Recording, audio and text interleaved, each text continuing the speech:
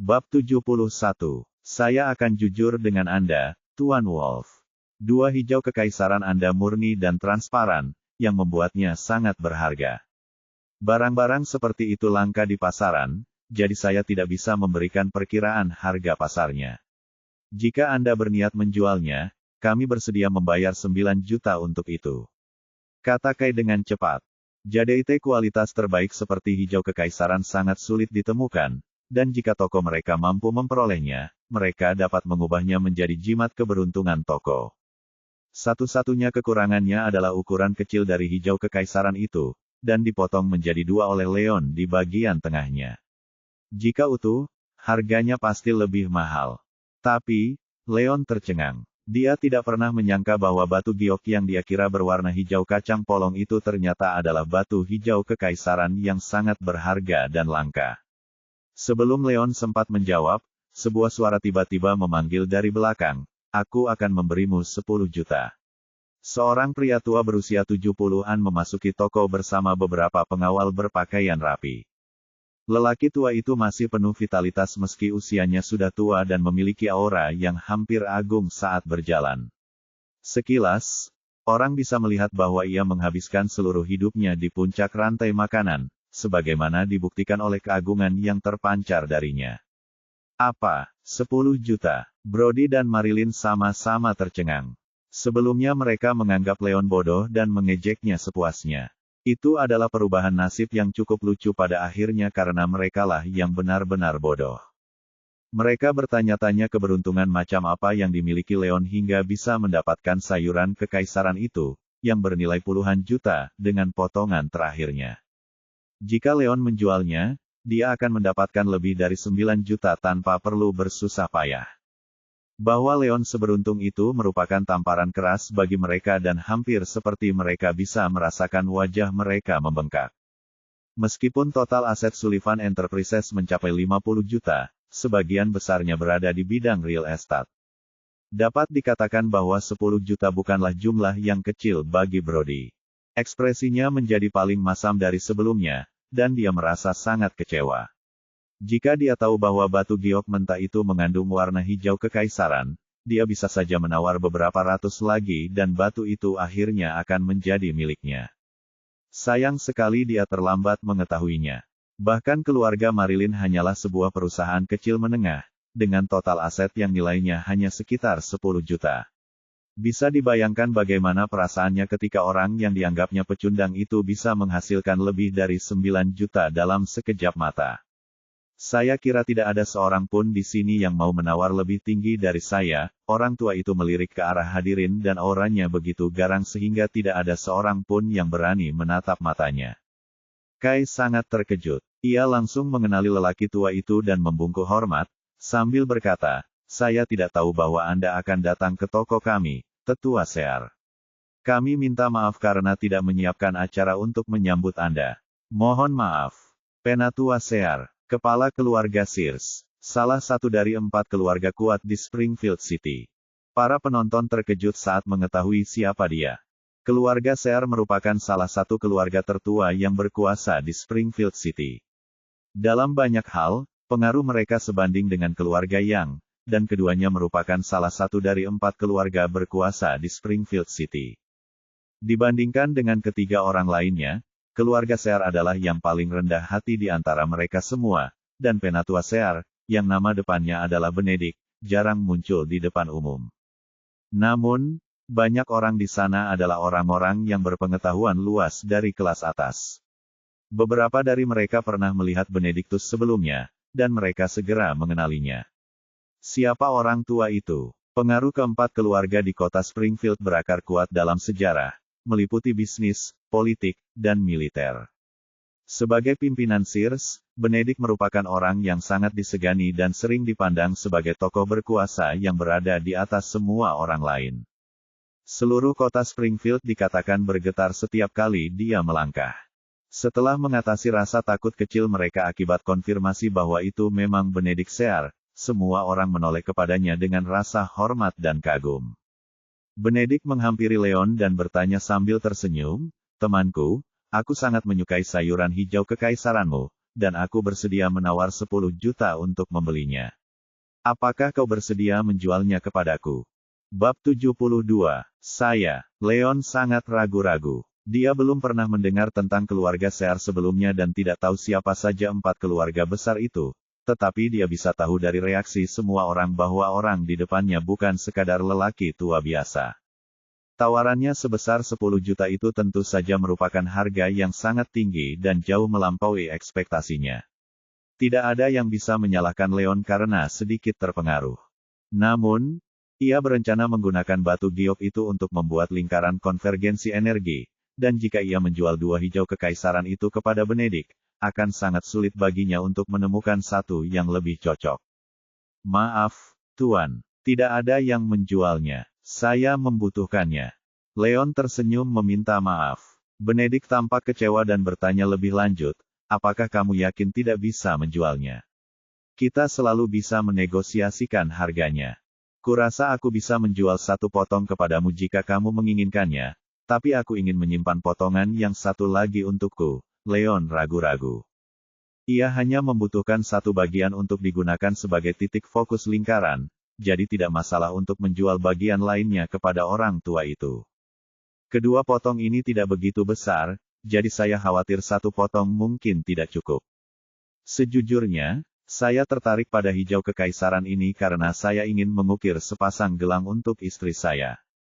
Tidak mudah bagi pernikahan kami untuk sampai pada titik ini hari ini. Ulang tahun pernikahan emas kami akan tiba dalam beberapa hari lagi. Ini akan menjadi perayaan untuk memperingati 50 tahun kami sebagai suami istri. Saya ingin memberinya sepasang gelang giok terbaik sebagai hadiah, dan sebagai tanda terima kasih atas persahabatannya. Benedict mengatakannya dengan tatapan penuh gairah, dan jelas bahwa dia sangat mencintai istrinya. Pernikahan Anda patut dikagumi, Tuan. Leon tersentuh. Ia percaya bahwa momen paling romantis dalam hidup seseorang adalah menemukan pasangan yang dapat mencintainya seperti ia mencintainya, lalu memiliki anak bersama mereka dan tumbuh tua bersama. Kisah Benedictus sangat menyentuh hatinya. Menjadi yatim piatu sejak usia muda berarti Leon hanya memiliki sedikit atau bahkan tidak memiliki kesempatan sama sekali untuk merasakan kasih sayang keluarga. Dahulu kala, keinginan terbesarnya adalah melindungi istrinya, mencintainya, dan menghabiskan sisa hidupnya bersamanya. Sayang, Sang Maha Kuasa mempermainkannya seperti biola, karena ia tidak pernah menerima imbalan apapun atas kerja kerasnya dan bahkan diusir dari rumah setelah istrinya selingkuh. Jika saja dia tidak bertemu Iris dan mewarisi ingatan leluhurnya secara kebetulan, dia akan terus hidup di jalanan.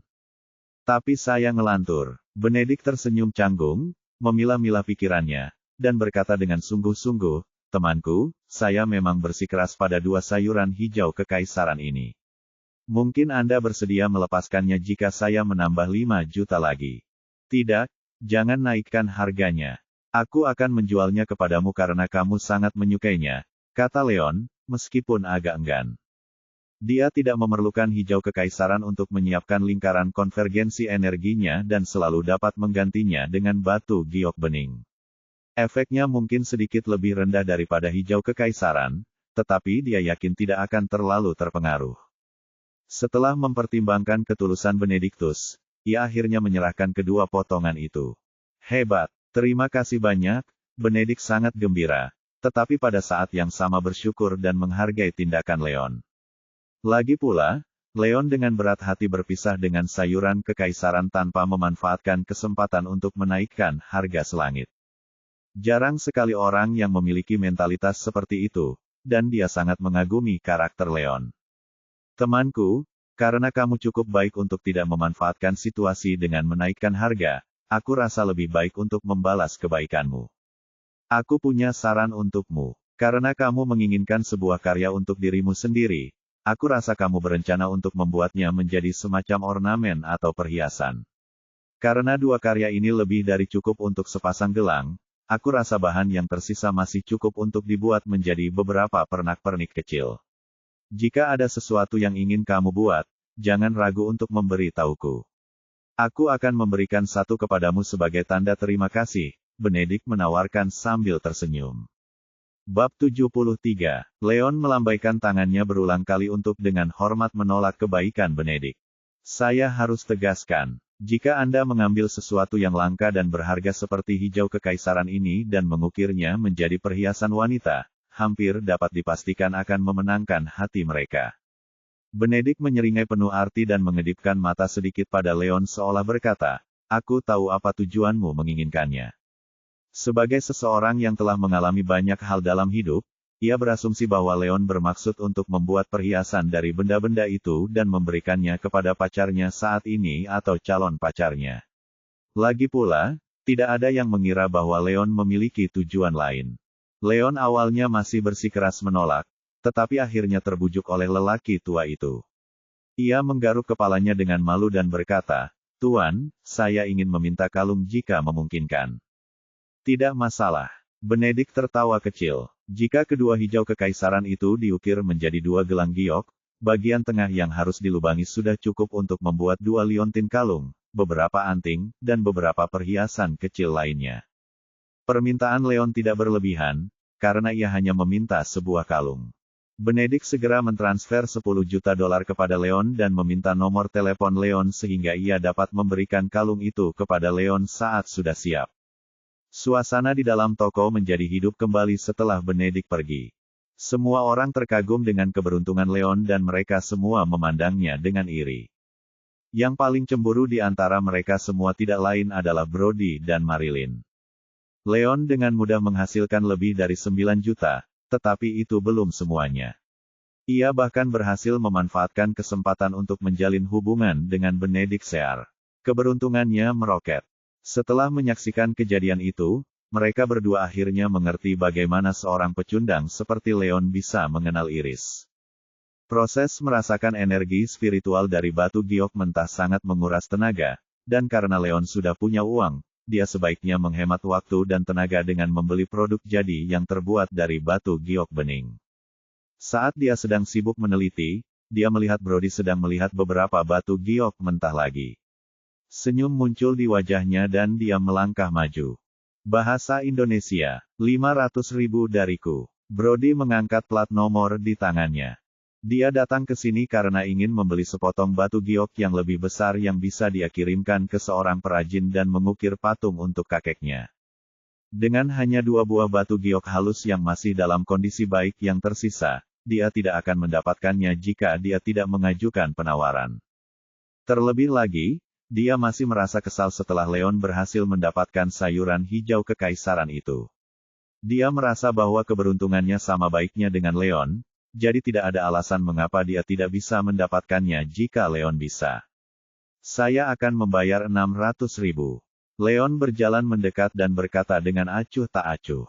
Masih kesal dengan cara Brody memaksanya menghabiskan lebih banyak uang dari yang awalnya ia rencanakan, Leon memutuskan bahwa tidak akan adil baginya jika ia tidak membalas budi. "Kau," asap hampir keluar dari lubang hidung Brody. Meskipun seseorang seharusnya mengurus urusannya sendiri dan tidak mencoba membajak pembelian orang lain, Leon merasa bahwa membalas dendam pada Brody karena mencoba menyabotase dirinya sebelumnya bukanlah hal yang besar. Dia menatap tajam ke arah Leon dan berkata, 700.000. 800.000. Leon terus menaikkan harganya. 900.000, kata Brody sambil menggertakkan giginya. Tanpa ragu sedikit pun, Leon berkata, 1 juta dolar. Dalam keadaan marah, Brody tiba-tiba menyadari bahwa Leon mungkin mencoba membalas dendam padanya. Meski begitu, dia tidak bisa memaksa dirinya untuk menyerah pada Leon. Lagi pula, Leon hanya berhasil memperoleh sayuran kekaisaran dan mendapatkan lebih dari 9 juta karena Brody tidak menaikkan tawarannya menjadi 1,3 juta. Jika dia menyerahkan bagian itu pada Leon dan Leon akhirnya mendapat barang langka lagi, dia mungkin akan mati karena marah. Brody masih ragu-ragu ketika semua orang di sekitarnya mulai berdiskusi di antara mereka sendiri. "Wah, 2 orang ini melakukannya lagi. Mungkin ada sesuatu yang bagus di batu giok mentah itu." "Sangat mungkin, iya." Bab 73, 3/3. Pemuda itu tidak pernah tertarik pada batu manapun sebelumnya, tetapi yang menarik perhatiannya ternyata berwarna hijau kekaisaran. Penilaian yang luar biasa seperti itu pasti berarti dia ahli dalam hal berspekulasi tentang batu mentah. Mungkin dia punya penglihatan atau semacamnya. Ya, jika dia menawar ini, mungkin ini akan menjadi sesuatu yang sangat berharga. Setelah mendengar komentar semua orang, beberapa pedagang mulai menghitung peluangnya. Meskipun kemungkinan menemukan batu giok hijau kekaisaran tidak terlalu tinggi, peluang mendapatkan batu giok bening masih relatif bagus. Bab 74. Saya akan membayar 1,1 juta. Salah satu taipan itu ingin sekali mengajukan penawaran. 1,2 juta. Orang kaya lainnya tidak dapat menahan diri lagi dan ikut serta. Brody bisa merasakan hatinya bergejolak. Yang ia inginkan hanyalah membeli batu itu, tetapi tampaknya hal itu berubah menjadi perang penawaran habis-habisan. Ia mempertimbangkan apakah sebaiknya menyerah saja untuk membelinya atau tidak, tetapi sekarang setelah semua orang kaya lainnya ikut-ikutan, ia tidak ragu lagi dan langsung menaikkan harganya. Saya akan membayar 1,3 juta. Aku akan memberikan yang lebih baik, 1,4 juta. Leon menaikkan harganya lagi. Ketegasan Leon membuat banyak orang kaya yang berpartisipasi dalam lelang menjadi lebih percaya diri. 1,5 juta dari saya. 1,6 juta. Mata Brody memerah dan kehilangan akal sehatnya. Saya akan membayar 1,7 juta.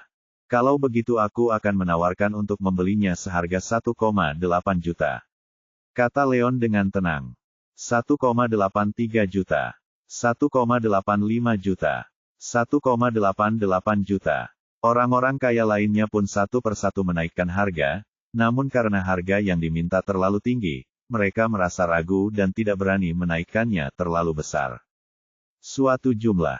2 juta kalau begitu. Aku akan membayar 2 juta. Brody berteriak. Sudah agak sulit baginya untuk menanggung harga setinggi itu. Baiklah, kamu menang. Aku tidak akan mencoba menaikkan harga lagi. Leon tersenyum dan menyerah untuk menaikkan harga sama sekali. Para taipan kaya itu menjadi ragu-ragu. Mereka hanya menawar karena Leon menawar, tetapi dengan Leon yang menyerah sepenuhnya, kepercayaan mereka pun hilang. Bagaimanapun, harga batu giok mentah itu melambung tinggi. Jika batu giok yang terkandung di dalamnya bukan batu giok bening atau lebih baik, itu akan mengakibatkan kerugian tanpa keuntungan. Risiko seperti itu terlalu besar, dan mereka tidak siap menanggungnya. Setelah merenungkannya sejenak, beberapa taipan itu memutuskan untuk mengundurkan diri. Bukankah kau mencoba untuk pamer, Leon? Ada apa? Kau pengecut. Brody tertawa mengejek dan menatap Leon dengan pandangan merendahkan dengan mata penuh penghinaan. Dia kesal pada Leon sejak Leon memperoleh sayuran hijau kekaisaran dan menjadi pusat perhatian. Setelah akhirnya mengalahkan Leon dalam harga penawaran, dia merasakan kebanggaan yang hampir seperti kemenangan pada dirinya sendiri. Kau benar, aku mengakuinya. Aku tidak sebodoh dirimu. Bukankah aku akan sangat bodoh jika menghabiskan semua uang itu dan berakhir tanpa apapun? Leon menyeringai mengejek. Kau, ekspresi Brody berubah. Ia tahu bahwa Leon sedang mengejeknya secara tidak langsung dan mendengus dingin. Kau harus tutup mulut jika tidak ada hal baik yang bisa kau katakan. Kau pikir kau ini siapa? Kau bertingkah seolah-olah kau punya penglihatan sinar X. Sungguh lelucon. Ya, jangan terlalu percaya diri hanya karena kamu punya sayuran hijau kekaisaran itu. Kamu hanya beruntung. Keberuntungan suamiku mungkin lebih baik darimu, dan dia akan mendapatkan sayuran hijau kekaisaran yang lebih besar. Marilyn mencibir dan tidak menunjukkan kelemahan apapun. Oh, aku penasaran apakah kamu bisa mendapatkan sayuran hijau kekaisaran. Leon menyindir dan tidak mau repot-repot berdebat dengan Brody. Ambil kartuku. Brody membayar uang itu dan memberi isyarat kepada staf untuk langsung memotong pembicaraan. Saat kedua staf itu mulai memotongnya, yang ada di dalamnya hanyalah kerikil dan tidak ada yang lain. Lagi, ekspresi wajah Brody berubah drastis, dan dia tidak lagi seyakin sebelumnya. Setelah beberapa kali pemotongan lagi, tetap saja tidak ada apa-apa di dalamnya. Tidak ada apa-apa. Pemuda itu benar. Tidak ada apa-apa. Semua orang terkejut dan langsung menatap Leon dengan heran. Mereka akhirnya mengerti bahwa Leon mungkin sudah lebih awal mengetahui bahwa ada bab 74. Tidak ada yang berharga di dalam batu giok mentah itu. Akibatnya, dia sengaja menaikkan harga untuk mencoba dan menipu Brody agar membalas dendam terhadap Brody sebelumnya. Wajah Brody menjadi pucat dan dia tidak dapat menahan diri lagi. Bab 75. Aku akan melakukannya sendiri. Brody menggertakkan giginya dan berjalan mendekat seperti yang dilakukan Leon sebelumnya. Sisa volume batu giok mentah itu masih cukup untuk dipotong beberapa kali lagi, tetapi karena tidak sabar, ia langsung menggunakan mesin untuk memotong batu itu tepat di tengahnya. Cahaya hijau terang segera muncul. Itu dia, itu hijaunya. Ya ampun, ini bukan hijau kekaisaran, kan? Bukankah pemuda itu mengatakan tidak ada apa-apa di dalam? Apakah dia salah? Pemandangan itu benar-benar mencengangkan, karena tidak seorang pun menyangka akan ada warna hijau kekaisaran lainnya. Sayang, kamu berhasil. Ini hijau kekaisaran, dan ukurannya juga jauh lebih besar. Kita menang besar. Marilyn begitu gembira hingga ia bergegas mendekat, melingkarkan lengannya di leher Brody, dan menciumnya beberapa kali. Hahaha, bukankah kau bilang tidak akan ada apa-apa di dalam, Leon? Buka matamu yang bodoh itu dan lihatlah ini. Brody tertawa terbahak-bahak. Dia memiliki ekspresi puas diri dan sok tahu. Leon tercengang. Tujuan utamanya adalah mengalahkan Brody, jadi dia tidak menggunakan indera-inderanya yang luar biasa karena indera-indera itu terlalu menguras energi. Akan tetapi, hampir tidak pernah terlintas dalam benaknya bahwa Brody akan seberuntung itu hingga mendapatkan warna hijau kekaisaran. Mengingat kelangkaan dan berharganya, sungguh luar biasa bahwa dua buah muncul secara berurutan. Sungguh sulit untuk mempercayainya. Hijau kekaisaran, kakiku.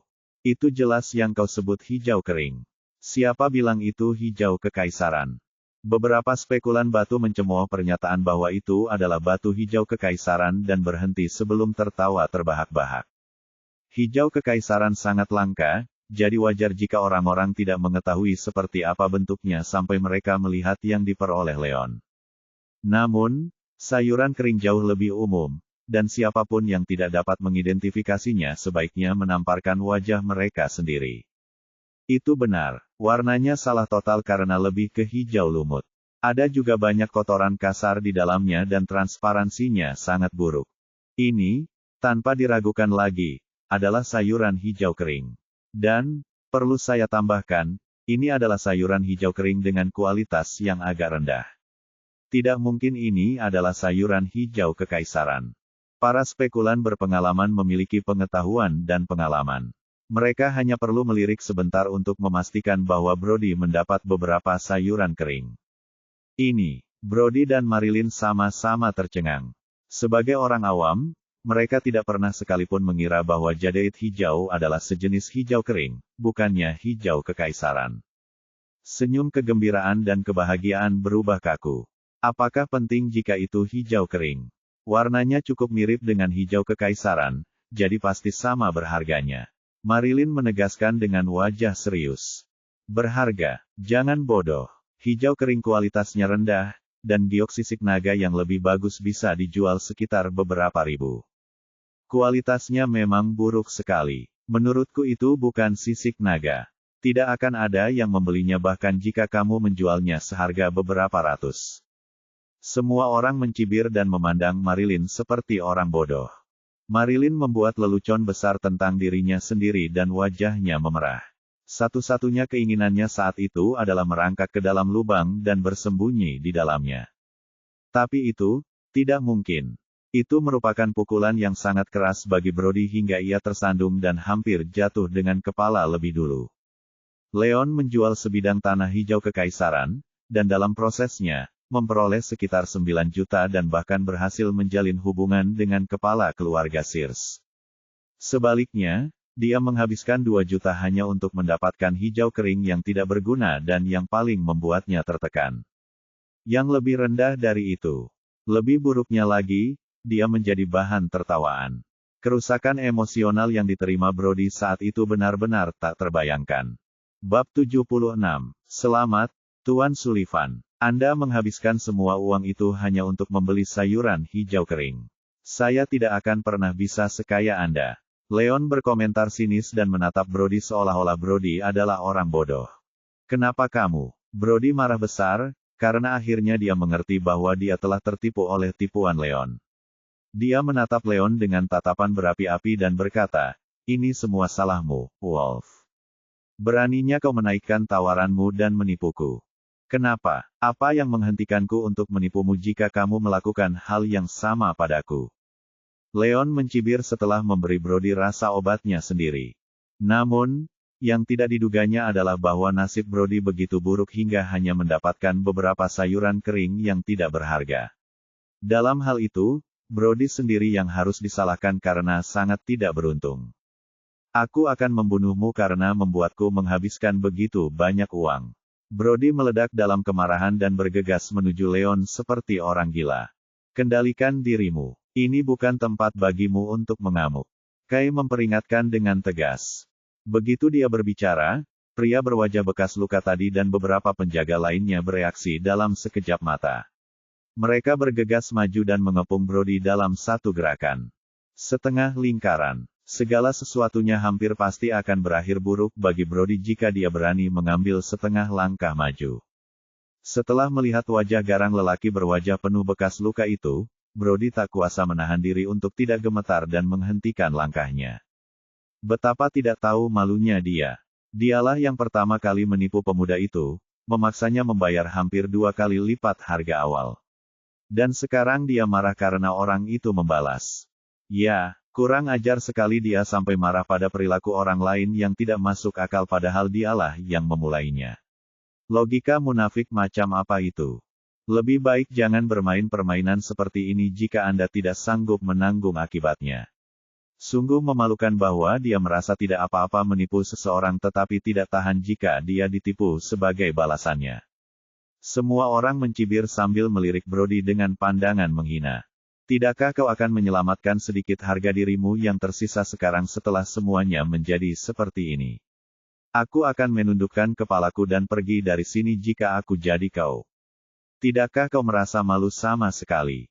Leon mencibir dan mengulang apa yang dikatakan Brody kepadanya sebelumnya hampir kata demi kata. Beraninya kau. Wajah Brody memerah. Semburan darah mengalir deras di dadanya dan dia memuntahkan seteguk darah. Kau punya nyali, Leon. Ini belum berakhir. Aku akan membalasmu suatu hari nanti. Tunggu saja. Brody menggertakkan giginya dan mengancam Leon sebelum pergi dengan malu bersama Marilyn. Leon mendengus keras saat melihat Brody dan Marilyn meninggalkan tempat kejadian. Meskipun Iris mengajari Brody pelajaran atas namanya di kantor catatan sipil, itu bukan untuk menunjukkan kemampuannya karena ia bergantung pada bantuan seorang wanita. Namun, keadaan di Prospera Jade berbeda. Dia mengandalkan kemampuannya untuk membalas dendam, dan tidak mengherankan bahwa dia berada dalam suasana hati yang luar biasa gembira. Leon kemudian mengembalikan kartu penawarannya dan mengambil kembali depositnya sebesar $70.000. Pada saat itu, masih ada satu potong batu giok mentah halus yang tersisa, bersama dengan puluhan ribu batu giok mentah biasa yang berwarna buruk yang ditumpuk di tanah. Mungkin saja ada beberapa batu giok putih atau batu giok bening yang tersembunyi di suatu tempat di tumpukan itu, tetapi dia akan pingsan karena kelelahan jika dia merasakan semuanya satu persatu. Dia masih bisa terlibat dalam beberapa tawaran kecil dengan menggunakan energi spiritualnya, tetapi sama sekali tidak realistis untuk mengandalkan batu itu untuk berspekulasi guna menghasilkan banyak uang. Lagi pula, dia juga bukan orang yang serakah. Setelah meninggalkan area itu, Leon segera datang ke area di sebelah kiri, tempat penjualan produk giok yang sudah jadi. Ada beberapa yang terbuat dari hijau kekaisaran, tetapi sebagian besar terbuat dari bening.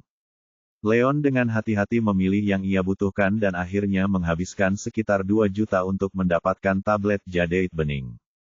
Tablet itu adalah produk berkualitas tinggi yang terbuat dari batu giok bening berpola rumit. Energi spiritual yang terkandung di dalamnya kuat dan murni, seperti warna hijau kekaisaran. Yang diperolehnya sebelumnya, itu lebih dari cukup untuk mendirikan lingkaran konvergensi energinya. Selain tablet giok yang akan digunakan sebagai pusat lingkaran, diperlukan 18 giok biasa lainnya untuk menyusun lingkaran konvergensi energi. Bab 77. Persyaratan untuk batu giok biasa semacam itu tidak sesulit persyaratan untuk inti batu giok. Paling tidak, batu giok itu harus berukuran kacang polong. Batu giok hijau yang bernilai beberapa ribu dolar.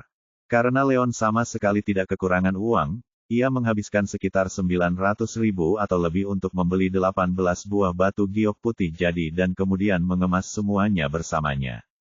Setelah meninggalkan toko, Leon berjalan menuju tempat ia memarkir sepeda motornya. Dalam beberapa saat, dia melihat Brody dan Marilyn mendekatinya dengan sikap mengancam bersama dua pengawal mereka. Akhirnya kau keluar juga, Leon. Aku sudah menunggumu lama sekali. Brody memasang ekspresi marah di wajahnya dan senyum jahat di sudut mulutnya. Apa yang akan kau lakukan, Brody? Wajah Leon tampak muram dan ia merasakan firasat buruk. Apa yang, menurutmu, kejadian kemarin di kantor catatan sipil dan kejadian hari ini di toko batu giok adalah dua hal yang harus kita selesaikan di sini. Brody menyeringai dingin. Dengan lambaian tangannya, kedua pengawalnya bergegas maju dan mengepung Leon. Hanya kalian berdua, aku khawatir kalian tidak sebanding denganku. Leon melirik Brody dengan dingin dan diam-diam meletakkan tasnya yang penuh batu giok. Haha, apa ada yang salah dengan otakmu? Apa kau lupa kalau pengawalku menghajarmu sampai babak belur di kantor catatan sipil? Kau pasti sedang membohongi diri sendiri jika kau pikir kau tidak sebanding denganku. Brody menunjuk hidung Leon. Ia lalu terkekeh seperti orang gila, seolah mendengar lelucon paling lucu di dunia. Kedua pengawal itu juga tersenyum meremehkan dan menunjukkan ekspresi menghina di wajah mereka. Keduanya adalah pengawal profesional, dan mereka biasanya tidak memiliki masalah dalam menghadapi 5 atau bahkan 6 orang. Sedangkan Leon hanyalah orang biasa. Sebelumnya ia pernah dihajar habis-habisan oleh mereka berdua dan sama sekali tidak memiliki kekuatan untuk melawan. Di mata mereka, Leon menggali kuburnya dengan menantang mereka hanya beberapa hari setelah luka-lukanya sembuh dan dia melupakan rasa sakit yang ditimpakan kepadanya. Baru beberapa hari sejak terakhir kali aku melihatmu, dan harus kuakui kemampuanmu untuk menyombongkan diri sudah meningkat pesat meskipun kau tidak memiliki kelebihan lain. Marilyn mencibir, dia benar-benar tidak mengerti dari mana seorang pecundang seperti Leon bisa mendapatkan kepercayaan diri dan keberanian seperti itu. Aku bukan orang yang sama seperti dulu. Masa lalu adalah masa lalu, dan masa kini adalah masa kini. Namun, ini kesempatan terakhirmu. Jika kau pergi sekarang, aku akan berpura-pura tidak terjadi apa-apa. Namun, jika kau menolak kesopananku, maka maafkan aku jika aku bertindak kasar padamu. Kata Leon dengan tenang. Setelah menjadi praktisi, ia memiliki cukup kekuatan untuk memecahkan lempengan batu dan membelah batu menjadi dua. Dua pengawal biasa tidak ada apa-apanya baginya. Satu-satunya kendalanya adalah dia tidak bisa memprovokasi keluarga Sullivan yang kaya raya, karena dia tidak ingin berkonflik langsung dengan Brody, setidaknya untuk saat ini. Meskipun demikian, itu tidak berarti dia akan membiarkan dirinya didesak begitu saja apabila Brody bersikeras menimbulkan masalah padanya. Oh, kalau begitu tunjukkan apa yang kau punya. Patahkan kaki anak ini untukku. Aku akan menanggung konsekuensinya asalkan kau tidak membunuhnya. Brody mencibir dan memberi perintah. Kami dipukuli tempo hari karenamu, jadi hari ini kami akan membalasnya dengan memukulmu 10 kali lebih keras. Kedua pengawal itu menyeringai mengancam dan bergegas menuju Leon. Mereka, bersama Brody, dipukuli dengan kejam oleh pengawal Iris beberapa hari lalu di kantor catatan sipil. Mereka berdua menyalahkan Leon atas semuanya, dan mereka tidak kenal ampun saat menyerang titik-titik vital Leon. Habisi dia, bunuh bajingan itu dan tunjukkan padanya seberapa kuatnya kita. Kata Marilyn dengan ekspresi marah di wajahnya. Alih-alih merasa kasihan pada Leon karena dia adalah mantan suaminya, Marilyn justru merasa bahwa itu adalah noda memalukan dalam hidupnya. Bab 78. Begitu Marilyn mengatakan itu, Leon melayangkan tendangan keras ke salah satu pengawal di depannya. Suara retakan tulang terdengar, dan pengawal itu menyemburkan darah. Tubuhnya terlempar sejauh 3 atau 4 meter dan jatuh dengan keras ke tanah. Pengawal itu merasakan tulang-tulangnya seperti remuk, dan dia mengerang kesakitan karena kesakitan yang amat sangat. Setidaknya 5 atau 6 tulang rusuknya patah, dan dia tidak bisa bangun dari tanah. Pada saat itu, pengawal lainnya menyerang Leon dan meninju wajahnya. Leon berbalik, meraih tinju itu, dan mencengkeram lengan lawannya sebelum memutarnya dengan keras. Terdengar bunyi klik, dan lawannya menjerit keras saat lengannya patah karena putaran yang kuat. Kemudian, Leon mencengkeram bahu pengawal itu dan memanfaatkan kesempatan untuk memberikan lemparan bahu kepada lawan. Dia lalu melangkah maju, meletakkan kakinya di dada lawannya, dan memancarkan aura merendahkan yang mengagumkan sekaligus mengintimidasi. Melihat apa yang terjadi, Brody dan Marilyn tercengang. Tak seorang pun dari mereka dapat bermimpi bahwa Leon yang mereka anggap pecundang akan membutuhkan waktu kurang dari 3 detik untuk menjatuhkan 2 pengawal yang sangat terampil. Mereka tidak dapat mempercayai apa yang sedang terjadi dan mereka yakin bahwa mereka pasti sedang bermimpi. Brody dan Marilyn bahkan tidak bisa tertawa lagi. Mereka saling menatap kosong dan melihat ekspresi di mata masing-masing. Bagaimana ini mungkin?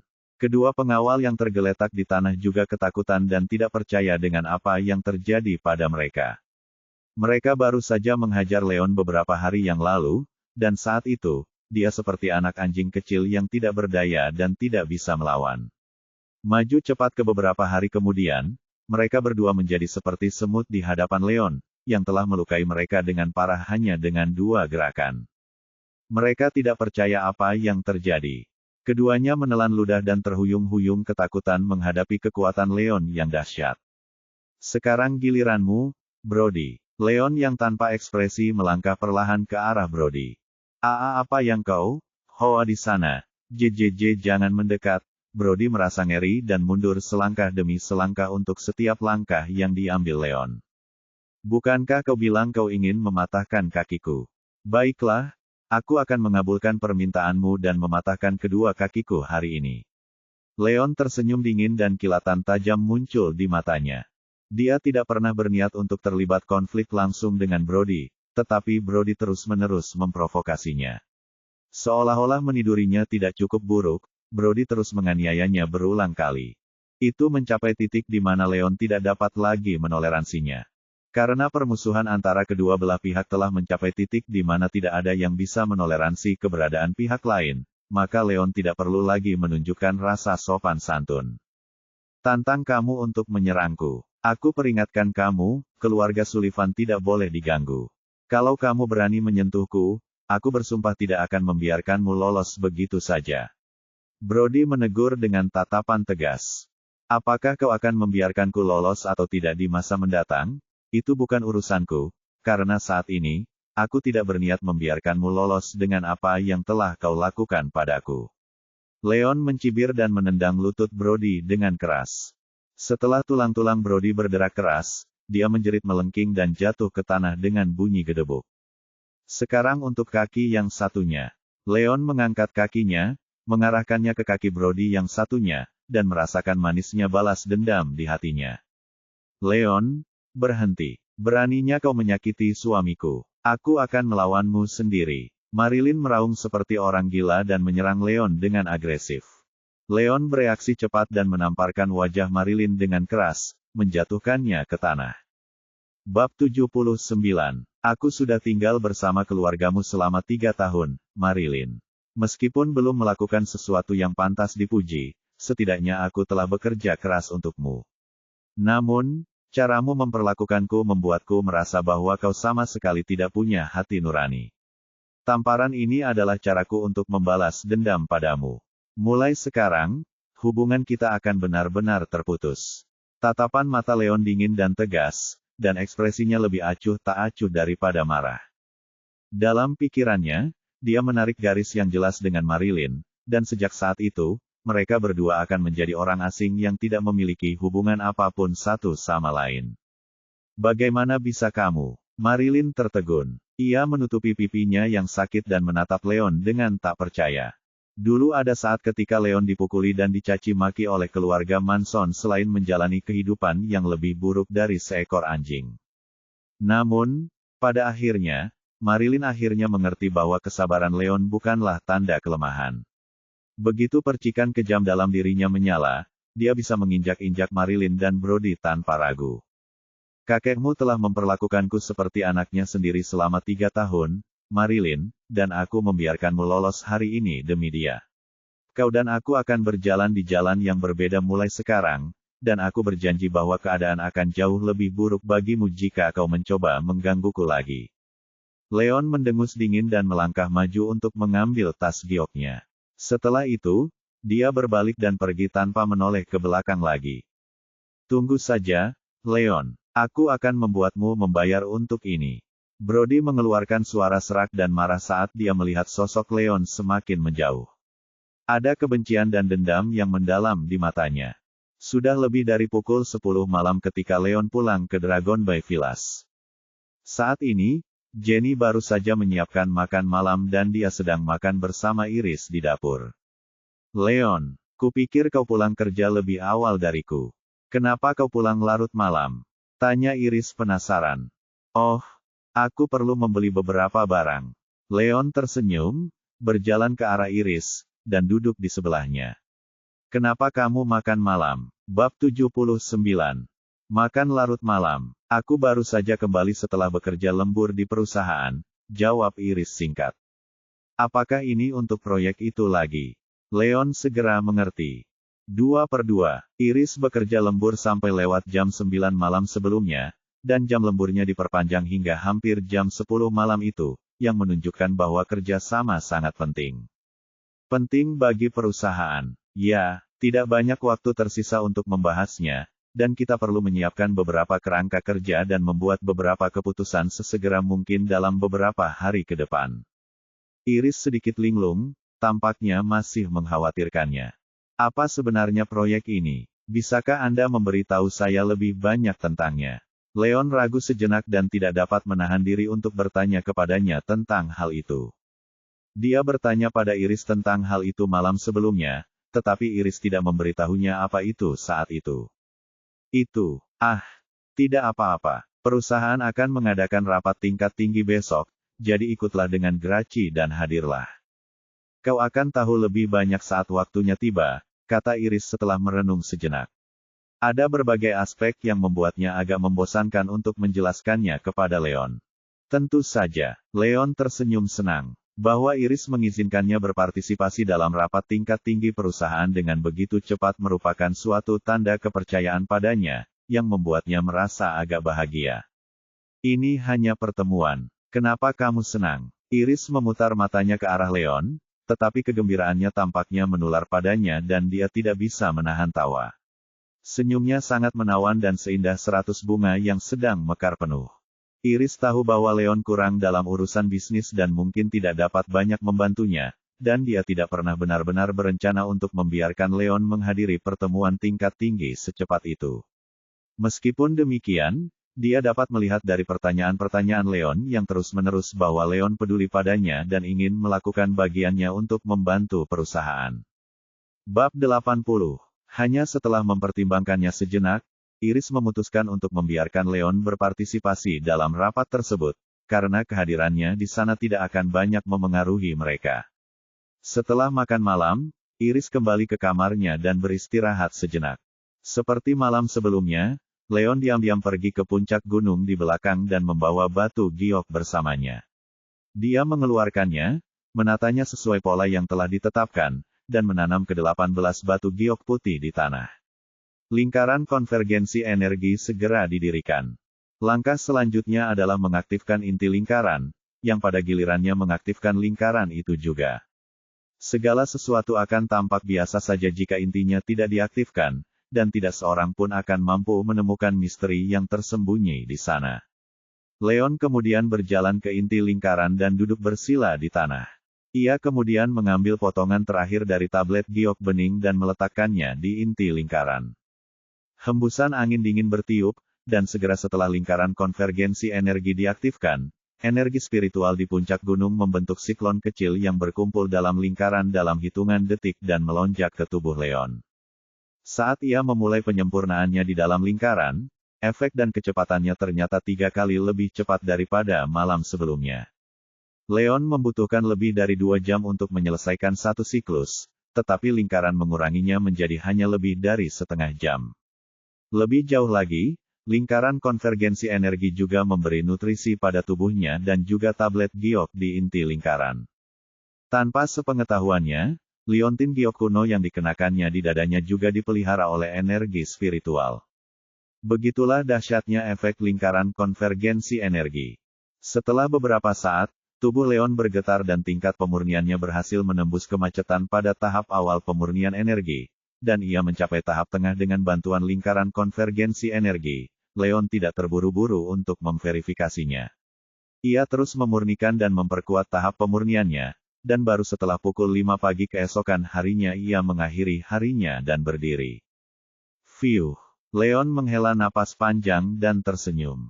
Efek dari lingkaran konvergensi energi bahkan lebih baik dari yang dibayangkannya.